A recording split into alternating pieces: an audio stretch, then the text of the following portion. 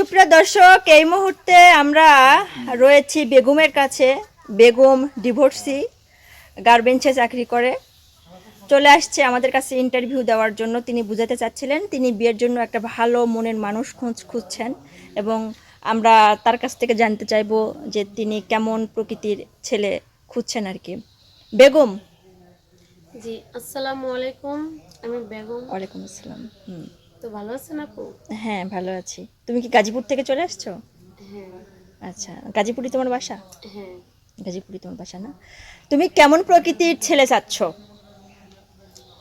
আপু, আমার তো মনে করেন ডিভোর্স হয়ে গেছে, সেটা আপনারা জানেন।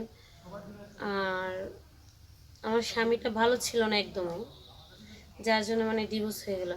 এখন তুমি দাও নাই? না না, যেহেতু এখন মানে দ্বিতীয় মানে বিয়ের অপশনে যাচ্ছি, তো চিন্তা ভাবনা করলাম মানে আমার কোন আপু কোনো টাকা ভালো পয়সা একটা, নাই, হ্যাঁ। আমার এত বাড়ি ঘরও নাই যে আমি কোনো কিছু দেব ছেলেকে। ছেলে দেখলে মনে করেন আমার মানে আমাকে দেখেই বিয়ে করতে হবে। আমার ছেলেদের কাছে একটাই চাওয়া, আমি তার ফ্যামিলিকে তাকে মন থেকে ভালোবাসবো, যে ওর ফ্যামিলিটাকে আমার ফ্যামিলি মানে ফ্যামিলি মনে করব, কিন্তু সে সুখে দুঃখে অল টাইম আমার পাশে থাকতে পাশে হবে। আচ্ছা, দর্শক, সবাই কিন্তু মূলত এটাই চাই। তিনিও কিন্তু সেই জায়গা থেকে বলছিলেন যে একটা ভালো মনের মানুষ খুঁজছেন, সারা জীবন যেন সুখে দুঃখে তার পাশে হ্যাঁ। থেকে সারা জীবন দুজন কাটাবে, এমনটাই। কারণ হ্যাঁ, একা জীবন পার করা কারোর জন্য সম্ভব নয়। তো তিনি যে পাত্র খুঁজছিলেন, তোমার কত বছরের সংসার ছিল আগে?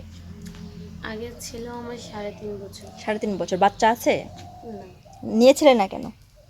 স্বামীর সাথে ঝামেলার জন্য? না না, ঝামেলা বলতে বাচ্চা হয় না আর কি, মানে মিস্টেক হয়ে গেছে আর কি। আচ্ছা, এখন কি মানে পরবর্তীতে বিয়ে করলে বাচ্চা নিয়ে কোনো সমস্যা হবে কিনা? না না, আল্লাহ পাকের দোয়ায় বাচ্চা হবে, বাচ্চা হবে না যে তা না। কারণ আমি এখন যাকে বিয়ে করব, আমি তার সাথে কিছু মানে কিছুদিন সংসার করব, তাকে আমি বুঝবো, সে আমাকে বুঝবে, পরে হচ্ছে আমাদের বাচ্চা কাচ্চা নেওয়ার সিদ্ধান্ত আর কি। সিদ্ধান্ত, আচ্ছা। তো দর্শক, তিনি কিন্তু খোলামেলায় সব কথাগুলো বলছিলেন। বেগম, তোমরা কয় ভাই বোন? এখন তো তুমি তোমার বাবার বাড়িতে আছো, তাই না? হ্যাঁ, কয় ভাই বোন তোমরা? আমরা 3 ভাই বোন। 3 ভাই বোন। তুমি সবার কি বড়? না, আমি মেয়ে। তুমি মেজো? ভাইয়ের ভাই একটা? হ্যাঁ, ভাই একটা, আমরা বোন দুজন। হ্যাঁ। আর একটা বোনের কি বিয়ে হয়ে গেছে? হ্যাঁ, বড় বোনের বিয়ে হয়েছে। আচ্ছা, বড় বোনার বিয়ে হয়ে গেছে। তো যাই হোক, আমরা তোমার জন্য দোয়া করছি, তুমি যেন তোমার মনের মতো পাত্র তোমার জীবনে আসুক, এটাই আমরা চাই। তোমার উচ্চতা কত? 5 ফুট 2। 5 ফুট 2। দর্শক, আপনারা দেখেন, সে কিন্তু উজ্জ্বল শ্যামা, বলতে গেলে সাদা ফর্সাই। কারণ অনেক দূর থেকে আসছে, যার জন্য ক্যামেরাতে একটু কালচে কালার দেখাচ্ছে। উঁচা চড়া 5 ফুট 3 ইঞ্চি।